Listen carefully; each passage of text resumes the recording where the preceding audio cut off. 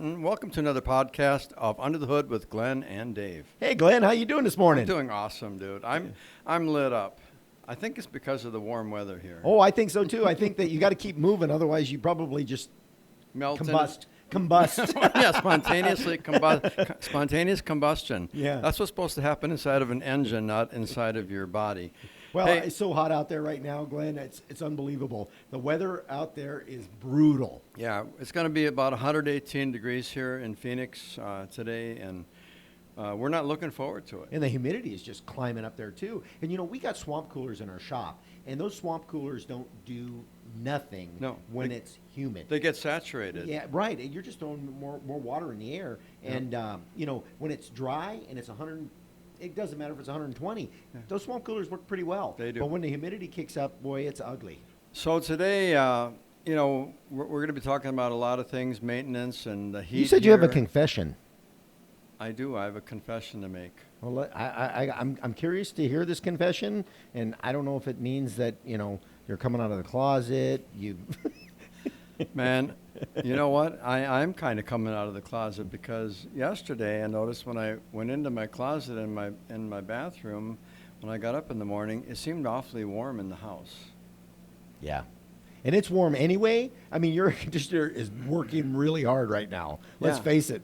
And so I realized that, we're big proponents of maintenance in our industry.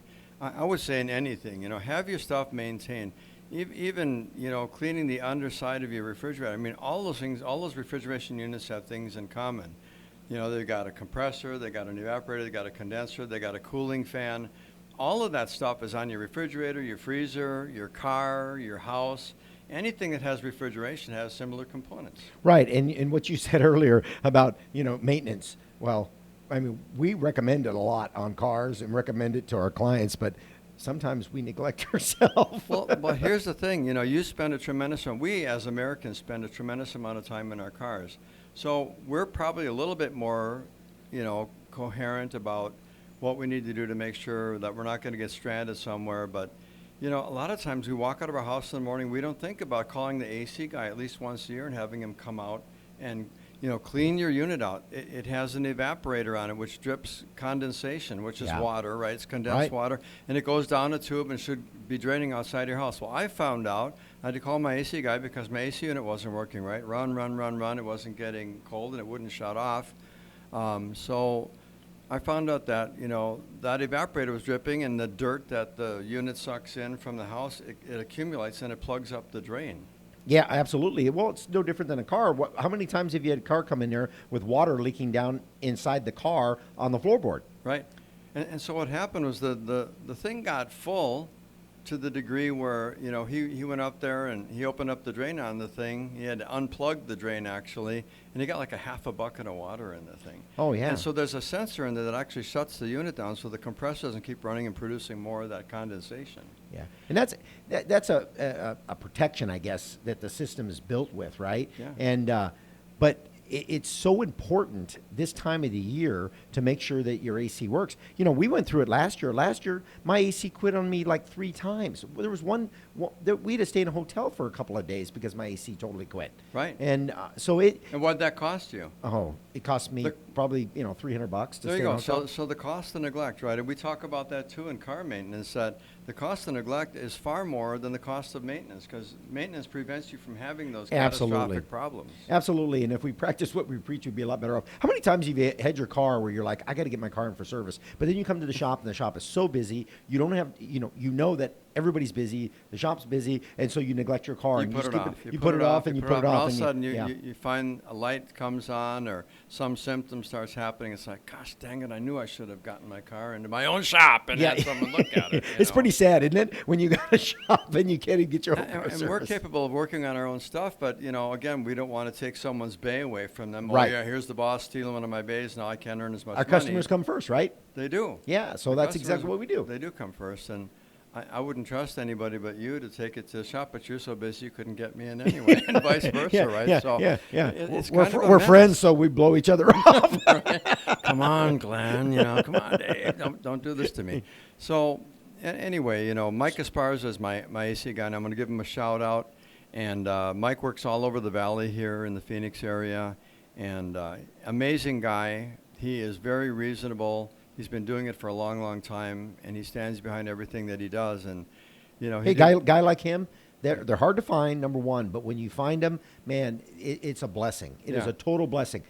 And the same in car care. If you find someone that you love, even if one time you feel like they did you wrong or they didn't get it right, man, give them another chance, because sometimes we can't control everything that We're may human. happen to your car. We're human. Yeah, we're human. Yeah. We do make mistakes occasionally, and they're not catastrophic. We don't blow your engine up or anything, but But we sometimes own up to them, though. yeah, sometimes Yeah. your check engine light will come back on after a week or something like that, after we did an evap service or something where your evap system was not working right, which is your Well, sometimes you can't get the monitors to run, so you can't really test the system. Exactly. So, I mean, when it's hot like this, the evap system doesn't want to run, right? That's and correct. So the thing of it is you fix something in the evap system, what you're talking about, and you go ahead and get that fixed. Well, then it's hard to double check, make sure that there's nothing else in that system that's causing a problem, Yeah. because you can't get the evap monitors to run because it's too hot out. It's either too hot or your gas tank is over 3/4 or under Right, a quarter. there's a lot of So scenarios there. There are many, Yep, many yep, things that make it unable or make it impossible for us to run the evap system to make sure that the repair that we made was the only repair that needed to be made in that system. So, don't get mad. Say, I'm still having a problem. My check engine light came back on. We'll come back. You can bring it back in, and we'll check that for free.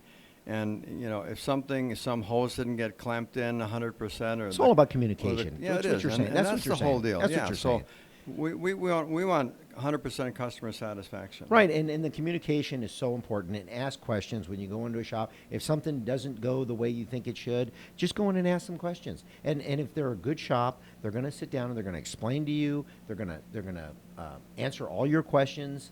And by the time you're done, you're probably going to feel really good about. Yeah, being and there. it's not a lecture, it's an education, and we want you to give us your feedback as we're talking through the processes. If something pops in your head that you need to ask a question about, we're not there just to blow you away with all this knowledge and you feel talk like over your head. Yeah, yeah, no, I you get what you're feel saying, like yeah. your head's going to explode. Yeah. We want you to we really Like going to wanna- the doctor.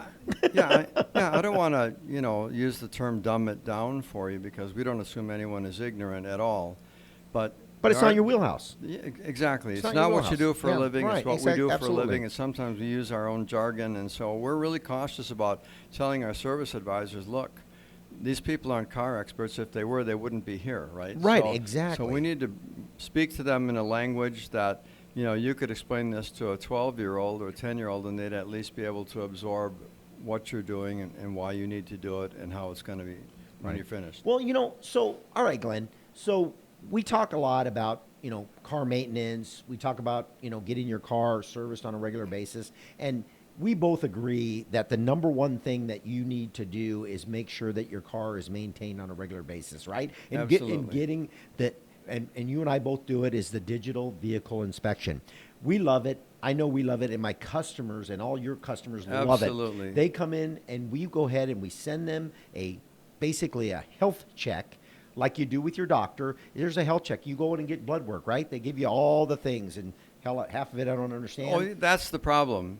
They give you all these, Statistics, everything. And you yeah. don't know Signs. where is your level supposed to be versus where it is. And they could dupe you and make you think you're worse than you are, or try to talk you into saying you might be better than you think you are. But all those numbers don't mean anything, right? Right. When we look at it, it's just a chart full of numbers, and it says what the numbers are testing in your blood or in your urine or whatever it is that they're testing. But you don't really get a great explanation because, hey, they're on to the next patient. Right. Well, and that's one of the things that I like about the digital vehicle inspection is your guys do this and my guys do the same thing. Is if we put something red, there's green, yellow, and red, right? Right. So if we put something red, we always have right next to it an explanation with a picture of saying, hey, this needs attention immediately. Your belt is tearing. Right, right. That's a red. Your belt is tearing, or it's cracked so bad that we know. In fact, we had a lady come in yesterday and her belt broke in half. Yeah. She had a 2000 Wow, that's rare. You don't see that anymore. A 2002 Yeah. Camry, and I think it had the original belt on it, and it was like a crispy critter. The guy handed it to me. In fact, I have it for a prop next time I'm on TV to show what not having these things check into. And it was a first-time customer, But she was stranded. Her belt broke. All the lights came on, and so she pulled over and had to have her car towed in because of a belt. So those are the kinds of things that we try to catch. They Yeah, can absolutely. they can be avoided or alleviated altogether if you have someone looking at all of those items on your vehicle every time you come in. So, all right. So from a human standpoint, we talk about the cars and getting your car inspected, making sure your car is roadworthy. But let's just say the event of you end up running over something on the road and you get a flat tire or something does go awry and you end up with a problem.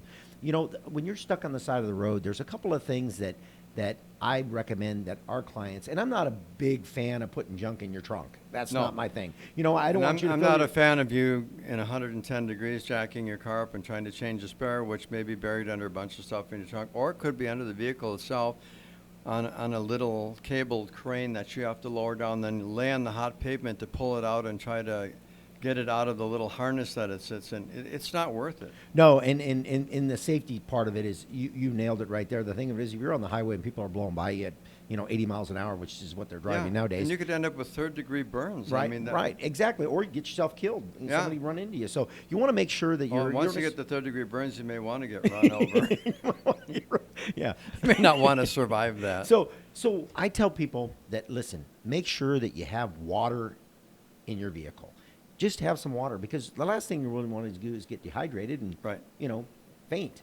The second thing I tell people is something as simple as just having a small umbrella, just to have some shade, because chances are if you're stuck on the side of the freeway, there's not going to be a lot of shade. No. And you don't want to sit in your car. You want to kind of get away from your car, get up the hill, get away from the traffic, and then you have an umbrella to give you some shade. What's interesting is the word umbrella, the English call it a parasol, which means it's for the sun.